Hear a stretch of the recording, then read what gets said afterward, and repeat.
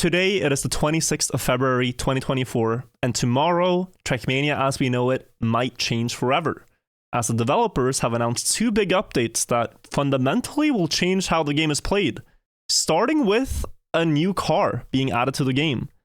The rally car, I say new car, perhaps we should say old car. This car used to exist in the first ever Trackmania game 20 years ago, and as part of the 20-year anniversary, this car, the snow car, which you may have already seen, and the desert car are being added.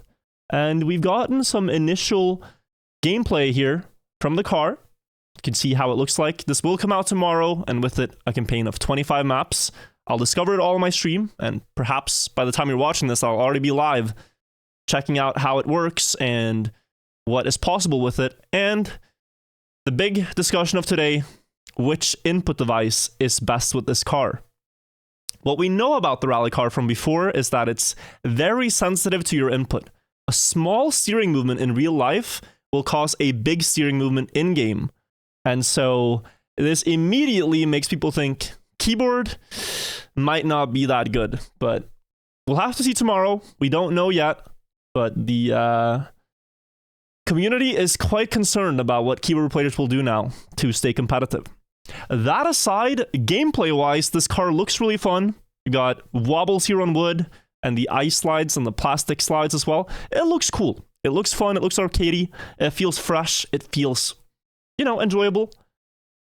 The only thing I'm concerned about is how viable it is going to be competitively. And it's not just the car. The big discussion is about this right here. The action key update, which was published today, only a few hours ago, and it reads as follows. A new action key feature developed for the new snow and rally cars will be released as an experimentation with tomorrow's update. For all new cars, the action key feature will now work as a rearrange instead of a clamp for analog devices. What this means is, I'm going to show you with a beautiful drawing I made, the following. The green line is how action keys used to work, where you would bind your device to action key 3, it can't steer more than 60%, so if you ever exceed 60% sideways, it'll just ignore any value above 60%. That's where you see the dotted line. The new action keys make it so that to reach 60%, you'd have to turn your device all the way to the side. That's when you hit 60%, and the entire range now goes from 0 to 60. So if you turn your device halfway, that would then be 30%. If you bind a range that goes from 0 to 40, then halfway would be 20%, and so on. And this gives you so much more precision in comparison to what you'd usually have. And keyboard players are concerned because this change does not apply to them. It only applies to analog device players. So controller, joystick, steering wheel, even analog keyboard, if you will. And the reason this is so important as well is that the rally car thrives under these conditions with really smooth input. The rally car, you really want to prevent sliding as much as you can. And you do that by steering in between 0 and 45% usually. If you steer more than that, then the car starts to slide and you lose speed.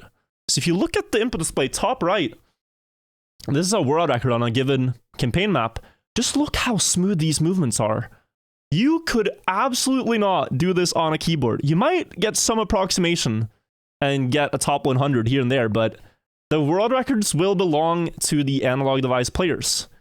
And maybe that's okay. Maybe that's the new direction the game will take. But traditionally, it has been very balanced between keyboard and controller. And several changes have been made historically to reduce the areas where keyboard has been overpowered, such as on ice. They removed a lot of ice wiggles because they were better for keyboard players. Water bounces, better for keyboard players. But now we have a future now with rally car and snow car where it seems more and more like analog is king.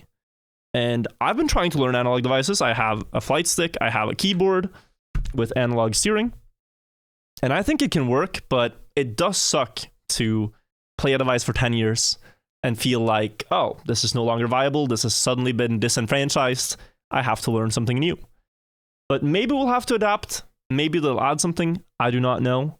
But what's really interesting about this change is looking a little back, because 3 months ago, give or take, in November, I did these exact changes on my own.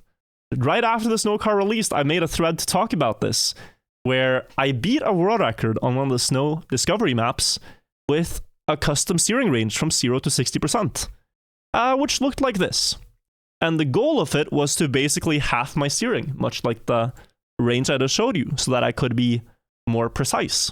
I've already played with this, and I can tell you, it is more enjoyable. It's more controllable as well.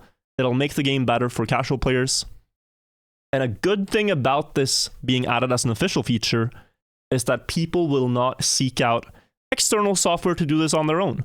A lot of Xbox controllers, the top of the line ones, the Thrustmaster controllers, Logitech steering wheels, Wu-Tang keyboards, they are all trying to add software like this to give you better control. They all have these things natively within their software. And so Nadeo adding these similar features in-game and making these legal is a great thing, because then you can compete whether you have a $20 controller or a $300 one. Same for steering wheel, same for joysticks. It's going to balance the field for analog devices between each other. But keyboard is kind of just left, you know, if you've seen that meme with the mom holding the child over the water, being all smiley, and that's analog players. And then there's a skeleton in a chair underwater drowning. Keyboard players, you know what I mean. So, but basically, we are living in such a different time now, because this run that I drove, what is going on? This run that I drove was removed for being illegal. But tomorrow, playing with basically the same settings, this is going to be allowed. And it's kind of crazy to see how different the game might be now with these changes. What's going to be the action key meta for each car? Are you going to have like different ranges being optimal for certain maps? It's going to be a huge change gameplay wise. And even top players like Grenadi, who already uses a steering wheel, is going to see a huge benefit, I think, from limiting his range for certain parts to be more and more precise. So we will see. I really hope they do add something to help keyboard players. It is going to be a bit to spare. If not, they just posted this a few hours ago, and I had a bit of a look at the reactions.